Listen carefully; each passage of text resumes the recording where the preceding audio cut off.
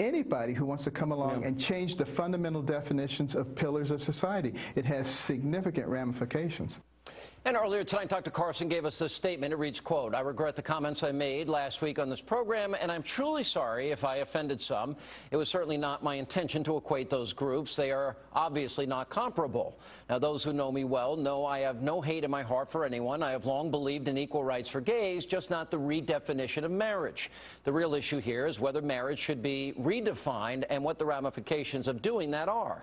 I've been struck by how frightened people are to express their true feelings on the issue.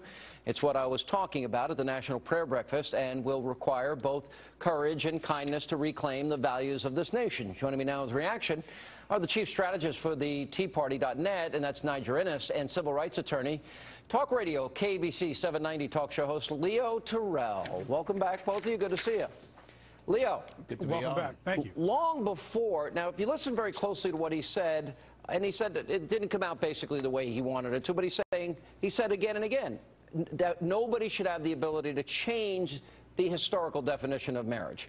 That to me, this issue is only a side issue. The big issue, even before this, is if you're African American and you're conservative, you are vilified, you are demonized, you are called names, you are attacked. That is the ongoing epidemic that goes on. There's no freedom of speech for African-American conservatives in America. No, that's not yes, true. It is. Sean Hannity, you created a monster. Ben Carson, you're a doctor. You're not a politician. This man, and you're a Senator lawyer. Rob You're not Portman a talk show host. Vice President Dick Cheney, Ben Carson thinks your children are social deviants. This guy is a monster because you created him. That's not what he said. You created him.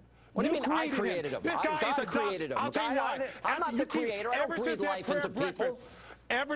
Dr. Ben Carson put his size 12 foot in his mouth because ever since that prayer breakfast, you have had him on. I've known you for a long time. You put your foot in your mouth all the time. Oh, You've done it a lot in your life. This guy has equated homosexuality to bestiality. He has made a big mistake. So he apologized. Is it a death sentence? He can't speak out because he's a surgeon? It's not good enough. You know, the bigger issue here, Niger, is... You have to elevate this guy to 15 minutes of fame. I like him. I think he's a friend. He's articulate. He's smart. He's got common sense. Niger, this is an epidemic. African-American, conservative, this is what happens. This happened before this whole issue even came up. They were attacking him on the left.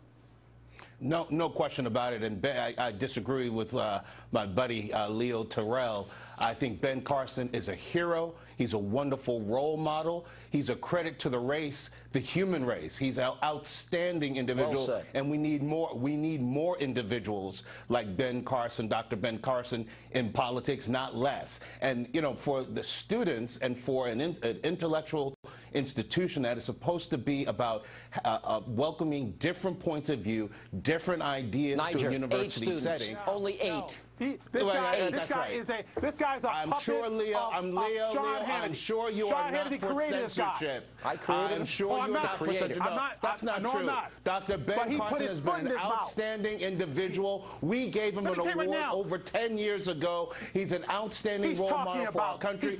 And Leo Terrell, you should be ashamed. Leo Terrell, you should be ashamed of promoting censorship. You are talking about censorship at an academic institution. Hold on. That is, Leo, you should be ashamed of yourself. Leo, you put your foot in your mouth a lot. Wait a minute. Over the years, I've heard you say things. Oh, you've never apologized for things you said? I know what I'm talking about. Have you apologized? Have you said things you regret? He put his foot in his mouth. He put his foot in his mouth. Here's my question. Have you said things you regret? Absolutely not. I know what I'm talking about. I'm a lawyer. I'm a community activist. I know what I'm doing. That's it. Let's go. I got the credentials. Let me give you another example. I have the Hang on a second. Now, compare the treatment of Dr. Carson, which has been over the top even before this statement, and let's go, for example, the president. It was nice to see him outside of Jeremiah Wright's church, and he went to see the Reverend Louis Leon in his sermon. And this is what was said during the sermon, reportedly. It drives me crazy when the captains of the religious right are always calling us back. For blacks to be back in the back of the bus, for women to be back in the kitchen, for immigrants to be back on their side of the border. Leo, can you name one person that's calling for those things? That's a question. Oh, okay. Leo, can you name one person? I want to talk about Ben Carson. Can you? I want to talk about. I'm asking you about Ben Carson. But I'm talking about the double standard. Can you name one person that supports the views of Obama's new pastor? Da, da, da, da, da, da. Well, while Leo's thinking about it, let me mention the litany of horrors, the chamber of horrors of speakers, left-wing speakers, that have had the opportunity, from Bill Ayers, who's a trustee at Northwestern University, to convicted cop killer Mumia Abu-Jamal, who was a keynote speaker at an institution. I mean, come on, the hypocrisy is outrageous. And Leo, for you, an attorney, to be for Joe why do you always take Sean's view?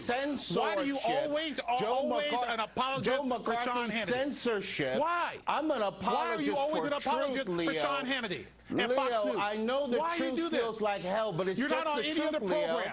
You're not on any other program but Fox News and Sean Hannity. Why? It's getting too loud. Why don't I see you on any other program? Wait a minute, Leo. Hang on. Now let me go to the next. You are a one-trick pony. Leo, wait a minute. You are only on one We're network. Go to another Fox News and the Sean Hannity program. Cut their mics for a second.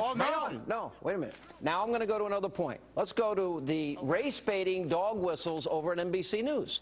Now let's look at what they did, a segment about Walmart. Walmart's one of the biggest provider of jobs and opportunity for people around the country. Now listen to how that's portrayed on NBC News, in this case without Brian Williams.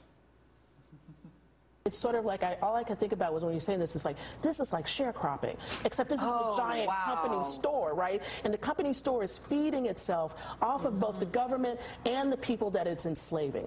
So if you have this system that's going in this constant circle of sharecropping, they're robbing both sides. They're robbing our government, and they're robbing us, and they're robbing us because they won't even pay the taxes that they're supposed to pay. All right, so we see the treatment of Ben Carson. We see the treatment of Obama's pastor from this weekend, nothing in the mainstream media. And then we see this on NBC, this comment that is made, hardly an uproar anywhere. And I want to ask Leo Terrell, do those things outrage you as much as Dr. Carson, who spent most of his life helping children and saving people's lives? Let me think about that. No, Ben Carson is a doctor. Stay in the hospital. This woman was expressing her views about corporate America. Stay in the courtroom. Ben Carson, stay in the hospital. Hey, Sean, I've been in the community. I know what's going on out there. Niger's just an apologist. Dr. Carson, you created Dr. Carson ever since February 15th. All of a sudden, he knows everything about politics. You created a monster. You created a guy who has 15 minutes fame. He's out of time now. He has no more fame. He has no more. You're friends with O.J. Simpson, but you're calling Dr. Carson a monster, and you're friends with O.J. Leo is a little bit of an intellectual tyrant and arbiter of who should be on TV, who should not be on TV. Leo, I agree with you. There are other programs that should have me on. I mean, I used to be a commentator for MSNBC and for CNN. So my breadth of experience and years we're working for the Congress of Racial Equality, you're right. There should be voices like mine and other black conservatives on a variety of networks, but there is a censorship that you and the likes of you are trying to promote if you're a throughout the media and academia. That's if you're a conservative African-American, so, yeah. That's right. Yeah, all right. Guys, good to see you. Thank you. Appreciate it. Thank you. And coming up,